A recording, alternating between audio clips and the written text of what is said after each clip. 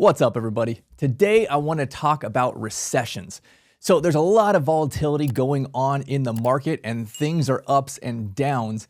And if you're going to be doing a senior living deal, right, these are deals that have a real estate play and or a business play, and you're in them for a long time. So it's pretty realistic, even if you're in a hot economy now, that you'll hold this deal through a cooler time or potentially a recession. So I want to show you, in my experience, what do I think are the most recession-proof types of senior housing deals? And we'll actually break this into three categories: independent living, assisted living, and memory care.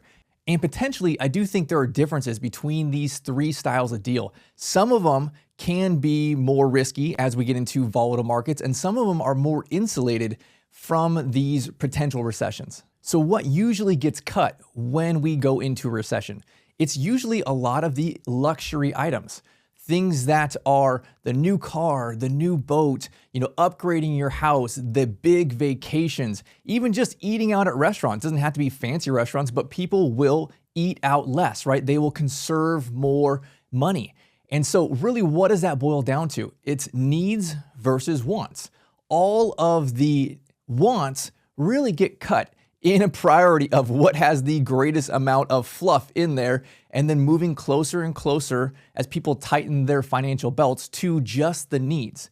And if you're doing a senior housing deal and you're considering how recession-proof are you, I would really look at it from that perspective: needs versus wants. There are a lot of needs when it comes to senior living, end-of-life care. You obviously need somewhere to live. You obviously need certain care things. But then there's a lot of wants in this space as well. So let's go one at a time through these three different models here, starting with independent living. And that really means you're in a 55 plus community. It may be an apartment, it may be a condo, it may be a house. You may be on the golf course there with your, girlfriends or your guy buddies there, and you're cruising around with your golf carts and, having wine every day at like noon, those kind of things, right? If you're in one of those luxury kind of communities, I would say that's clearly more on the want side, right? You definitely need somewhere to live, but you don't have to have all the frills and bells and whistles and all those community activity things that necessarily go on there. So in a booming economy, those are awesome deals and they make a lot of spread, and you can do really great on those things. But as the potential recession comes and people shrink their belts, they still need somewhere to live, but they don't have to have all of those bells and whistles and all the community stuff, right? They may go from that type of model on the golf course to just a standard senior living apartment, right? You get your normal apartment, you can go downstairs, it has the food and all of those kind of things. And actually, I think that model right there is a very recession resilient model. Because actually, a lot of times as you are downsizing, right, you're moving mom out of her 2-story house, you're lowering her expenses, you can move her into one of these community apartments. And a lot of times you can save money because they will have some of the basics, the essentials of food and laundry and basic cleaning and things like that. So I see this all the time where people really need assisted living care and or memory care, but they're in an independent living because they cannot afford the more expensive assisted living or memory care, right? So they will have daughter come and visit and help manage their medications. They will have a caregiver come once a day for a few hours and help get them dressed and get them ready for the day, get their medications kind of set, right? There is a kind of a hack there that people use, keeping people in independent living when they really should not be in independent living. So I do think that is a great model because as you are tightening the belt, you will still move to that place. Mom still needs a place to live, and that's usually a cheaper and safer option because we're avoiding stairs of her house and things like that. She's able to sell the house, now take that equity, move into this apartment, have 20 years worth of rent and income saved in the bank to really get through the end of life. And people will stay there as long as they can. The second model is the assisted living model. And I will break this kind of into the first part of assisted living, meaning lighter levels of care, lighter activities of daily living. We're not talking about end of life. We're not talking about memory care. It's honestly not that high of levels of care and services that they need if they're in this kind of beginning stages of assisted living. And this, in my opinion, is a little bit harder to be recession-proof because this can get cut. I think a lot of times when people are tightening that financial belt, they don't need to move mom into that assisted living, right? They can keep mom at home and the family can help. They can keep mom in the independent living and they can send a caregiver.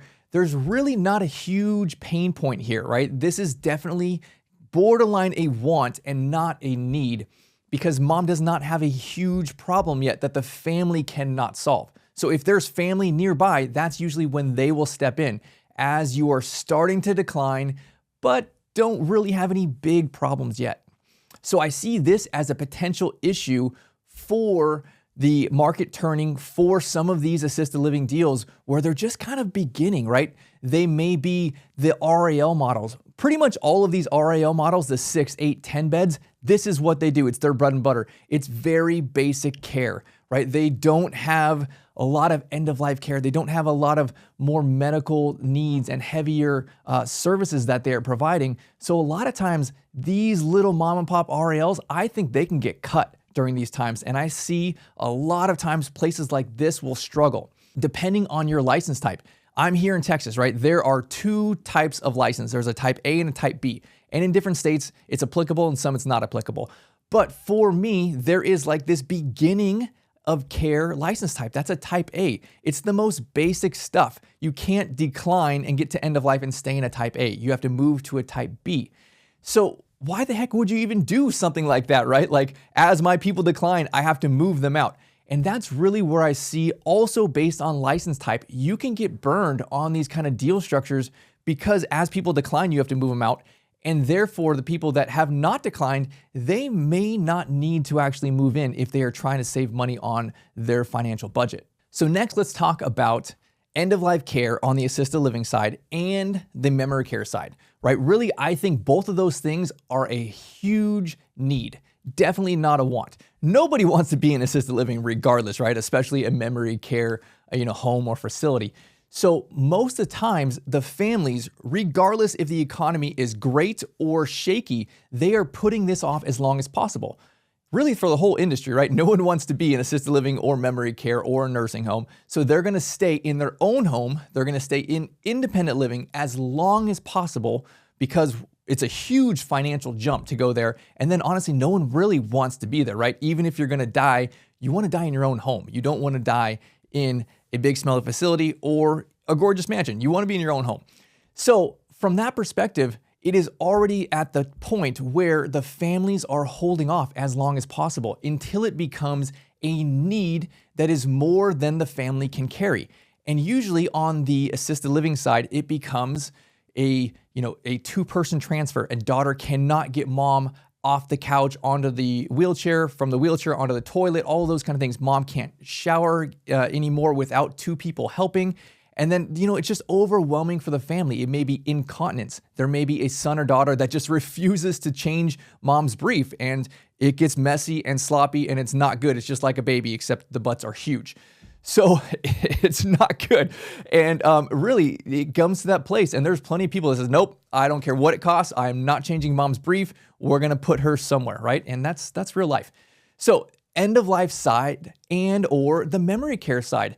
It's no joke when you get to, even beginning dementia into middle dementia, it's still really hard and really scary for the families. You will have mom or dad, wander down the street. We have locked doors at Platinum Resort, right? You cannot get out unless you pull the fire alarm or the code, right? So you will lose mom or dad down the road in their bathrobe, and they'll just be walking around until the neighbor finds them or you find them like on the next door app, right? Or you have behaviors. Man, it's hard when you get to this stage of life and you start declining because you'll have certain times of the day where you have these behaviors, you have sundowning, you have outbursts, you start saying the most horrible things to your family. It's like really berating and painful what they will say to you. And it's not them anymore. It is the disease. They start becoming not themselves. And honestly, it's something that you, as the family member, the son, the daughter, you cannot handle. You can't do this stuff on your own. You do need actual people who are trained to handle this and have way more patience than you. And honestly, you just can't do it because you have your own life. You can't not work. You can't not spend time with your kids. You can't not do all of those things. You have to put them somewhere, and you can go visit every day. That doesn't make you a bad son or daughter, right? But it is beyond what you can do. And so that right there is a huge need, right? Not a want. And it's usually those last few years of life. It may be 1 year, it may be 4 or 5 years. I mean, a lot of times, man, people are getting early onset dementia. So common now, right? We are talking to people and we're seeing people coming to platinum in their mid 70s. That is so early, where they don't even know their name anymore. They just mumble and shuffle around the building, and it's just horrible. That is a huge problem. That is our customers. You can't not pay for that. It doesn't matter what it costs. You have to be able to do that. So even though it is a need and not a want, you have to pay for these kind of services, you're still going to be shopping around. You want to get the best bang for your buck. But when you have gone through this whole thing and you have, spent time in the facilities, in the big box, in the small RALs, you know that care is the most important thing. That mom will get neglected. She will get bed sores. She will be, left in her room all day long in the dark. No one's checking on her to see if she's eating or drinking or changing her. It is so important that you have great care, because regardless of the economy, if you provide the best care in your area, people will pay for it. Not everyone can afford it. Actually, Laura, she was at this event just a couple weeks ago, and she was promoting Platinum Resort to this group of all these different seniors. And this guy came up to her and he was, saying, hey, you know what? I've heard of Platinum Resort. I know your reputation. And, my wife, she is in this big smelly facility down the road. It's really bad, but it's like known in our community as just dog crap care. And so he was talking to my wife for probably 10, 15 minutes and then just started breaking down crying. And he said to her, like, I wish I could afford to send her to Platinum. I know she's worth it. Like, he was so guilty because he didn't have the finances to be able to take care of her in a way that he believed she deserved, because she's getting crap care, right? And honestly, that's the way most of the country is. If you have great care, people will seek you out. Now, there are definitely people who just can't afford it, right? So it is actually very important that you select your location in a more affluent area. You don't have to be around a lot of mansions and gated communities and all those kind of like richy kind of things, but middle class to upper middle class, be 15 minutes away from the people who have their financial stuff together, because it's either the potential resident or resident spouse that needs to financially be prepared, or it's the family. So I want you to consider this from a financial perspective. When you are younger, middle age in life, you're going through, you're budgeting, you're choosing to spend money on certain things, but knowing that you have to prepare for end of life. You have to save, you have to put money into a retirement account, you have to buy investments, right? You are doing all of these things for the purpose of end of life care. That's ultimately what we're trying to get to. I have enough money for end of life care. I have enough money to afford to die with dignity. So even though what we do is expensive, it's not like a luxury vacation. I'm planning to go to Europe. I'm going to cut here and there. You're not looking to cut anything, because this is what you saved for. This is what you spent the last 50 years preparing for. You are here to go out with no chips left on the table. If mom has a house or assets or whatever it is, she has savings, that's what we're there to use. That's what the family's there to use. Use all of mom's money in order to provide the best last few years of life for mom. So really, from that perspective, even though what we do is expensive, people are not being like, well, let me cut corners here and there. This is what the money is for. This is the purpose. And honestly, the people who have not financially prepared, then a lot of times it falls on the family. And so it's the kids. I would say there's a good amount of our grandmas at Platinum that they're out of money, but the children have stepped up and they'll split it. And I know because I get multiple checks and emails and saying, hey, you know what, we got to get this stuff together and then we'll make this payment. So as you're considering your customer and your location, again, also consider who is the son and the daughter, right? They're probably 50, 60, 70 years old, if they are middle class, upper middle class, slightly more affluent, then yeah, they can share and cover those costs for mom. We are not government funded here, right? We are not Medicaid, Medicare. Those places, man, they are so horrible. Those are the places you see on the news. Those are the places that they make the movies about. Like, they are nasty. There is no quality of care in there. It's just a staffing ratio. It's the amount of pay they have for their caregivers. I don't see it possible to provide great care, regardless of you can hire the nicest, sweetest, kindest people. You're going to pay them like crap. They're going to go somewhere else to get better care. I'm going to hire them at Platinum because I'm going to pay way more than the big smelly facilities and especially the government run stuff. So we are private pay. That's our model. And we also accept long-term life insurance. So consider that as well. Really what that means though is we still charge the family directly. It's still a private pay model. They get an invoice, they send the invoice to the long-term care insurance company, and then they get reimbursed. So from my perspective, I'm not dealing with insurance companies. I'm not dealing with the government, any type of things like that. It's super simple, super clean. I have auto pay set up for all my families. Every single month on the 1st, it gets direct deposit into my account, and it's like, boom, that was easy, right? So consider your location super important for this model. So I wanted to share a tip that is really kind of more of a sales tactic as you are moving people into your assisted living, especially if it's memory care. So in the context of this conversation, we're talking about people will naturally delay as long as possible to keep mom at home, in independent living, wherever it is, because their budget is usually going to double when you move into memory care. And so a lot of times we're doing tours with the families and like, I'm not sure if mom's ready yet. You know, maybe another 6 months, maybe next year.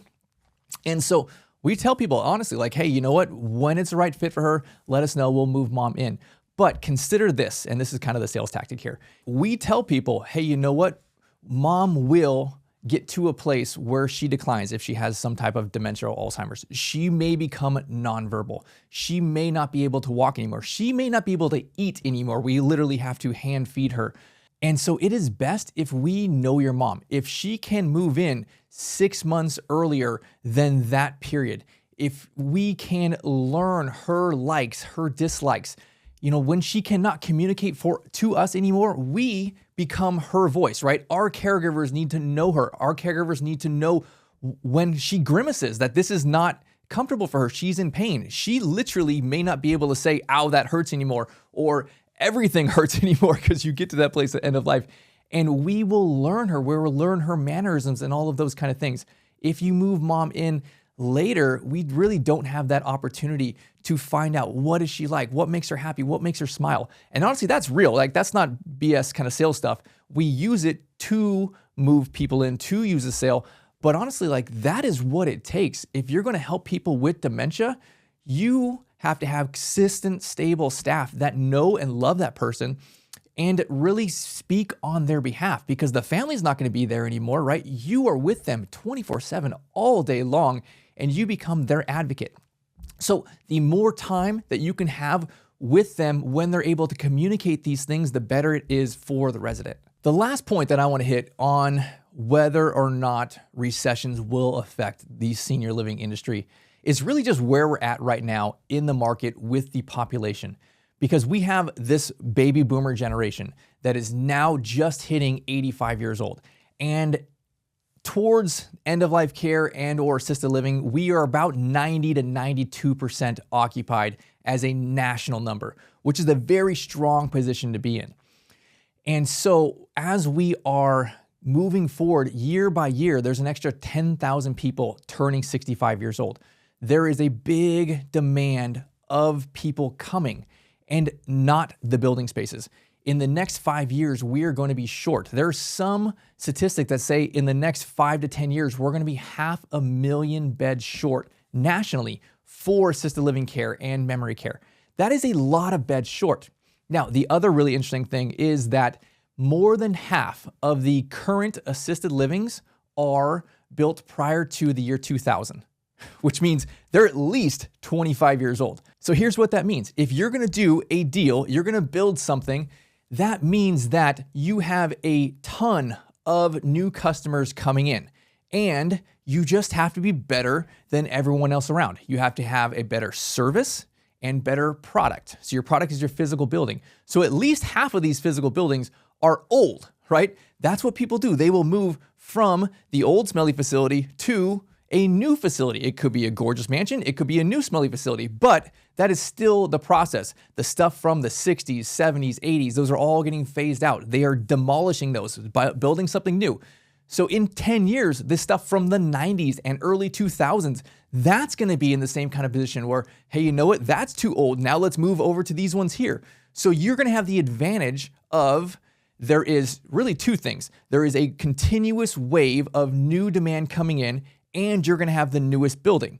Now, your service is really your biggest, advantage there. Can you provide great care? And that's really up to you and your team. So in my opinion, I think that you should jump into this niche. I think there is kind of this middle ground though, that lighter levels of care for assisted living, that's just a little bit to me. It's just like, I don't know about that kind of deal, right? And honestly, that means a lot of the RALs, a lot of the home conversions, that is their bread and butter.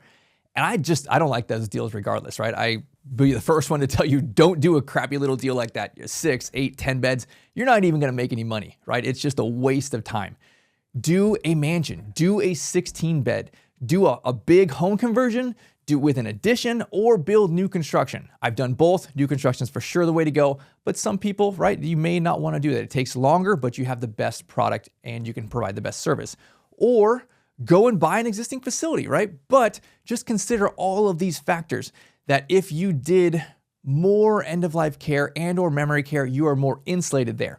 Or go into the independent living side, right? Build one of these or convert an apartment building. I think that's an awesome deal, especially because it is recession resilient. It's going to be something that is hard to cut from the budget. It's really, even though mom may be downsizing, this is where she's downsizing too, right? So I love these kind of models. I would just be careful of the dinky little RAL. I think that it's hard to make money. And in the hard economic times, I see these little mom and pop places going out of business.